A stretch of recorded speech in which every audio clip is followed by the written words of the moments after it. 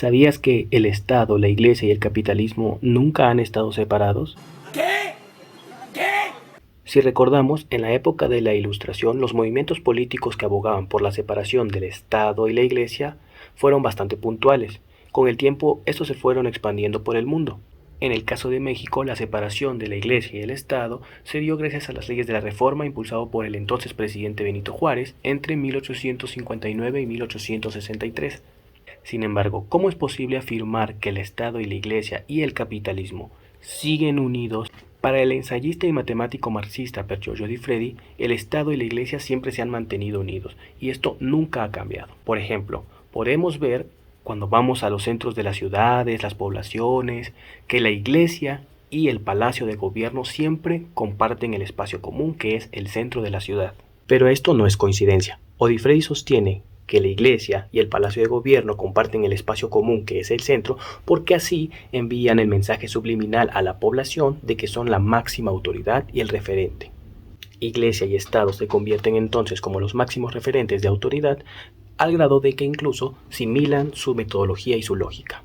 Mientras el Estado tiene una constitución, la Iglesia tiene una Biblia. Mientras el Estado tiene cabinas para la boleta electoral, la Iglesia tiene cabinas de confesión. Para la Iglesia puede ser hereje, mientras que para el Estado puede ser un delincuente. Así como para la Iglesia hay pecado y para el Estado crimen. Se erigen en grandes palacios. Mientras en la Iglesia el sacerdote se encarga de dar un sermón moral, en el Estado el presidente o el representante se encarga de dar un sermón político. No obstante, el concepto en el que la Iglesia y el Estado convergen sería la democracia. Según el Estado, la democracia es el mejor sistema político que puede existir porque convierte a los ciudadanos en seres iguales y libres. Desde luego, para Di Freddi, este discurso es una calca de la evangelización, porque así como en el Estado existe libertad e igualdad, también en el paraíso prometido existe la libertad y la igualdad. En este sentido, el sacerdote y el representante político cumplen la misma función, que consiste en llevar a un pueblo a esta felicidad. ¿Y cuáles son las consecuencias de no seguir las instrucciones del sacerdote o el representante político? Pues bien, en el caso del sacerdote, sabemos que aquella persona que no se suscriba al discurso liberador de la fe, termina en el infierno. En el caso del representante político, uno termina en la calle. Parece ser entonces que el infierno y la indigencia comparten la misma naturaleza, es decir, ser aquel espacio que representa el desamparo total. Es por eso que existe un bombardeo constante sobre los indigentes, la pobreza extrema, la delincuencia, la inseguridad. Todo con el propósito de hacer que los ciudadanos o el pueblo nieguen o teman pertenecer a ese grupo. En ese sentido, el abandono y el rechazo del Estado es una analogía del abandono de Dios. Y a todo esto, ¿cómo se asocia el capitalismo? Recordemos que existe una tendencia bastante común en separar los discursos de libre mercado asociados al capitalismo con los discursos del Estado asociados al socialismo, al comunismo y al estado de bienestar. Según estos discursos coloquiales, estamos hablando de dos ramificaciones ideológicas completamente diferentes que no convergen e incluso se confrontan.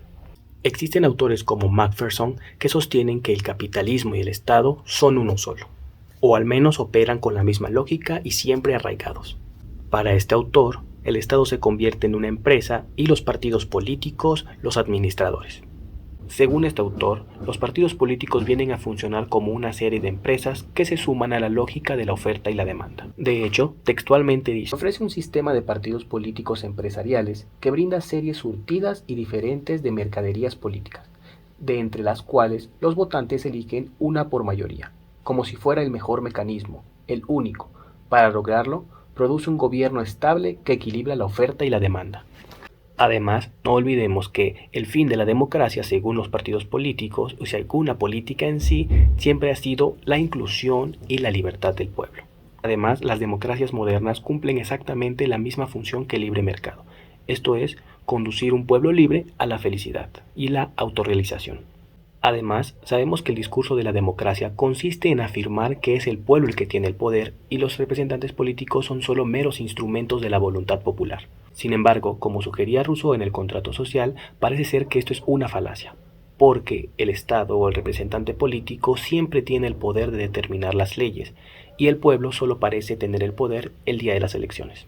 Es entonces cuando el Estado, al consagrar el poder, se convierte en una especie de empresa privada que gira en torno a sus intereses particulares.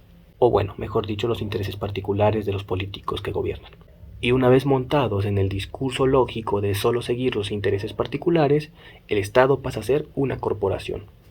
Por eso no es de sorprender que el Estado y las grandes transnacionales hagan alianzas que terminan por desfavorecer o violentar los derechos de los grupos más vulnerables, como es el caso de los indígenas desplazados.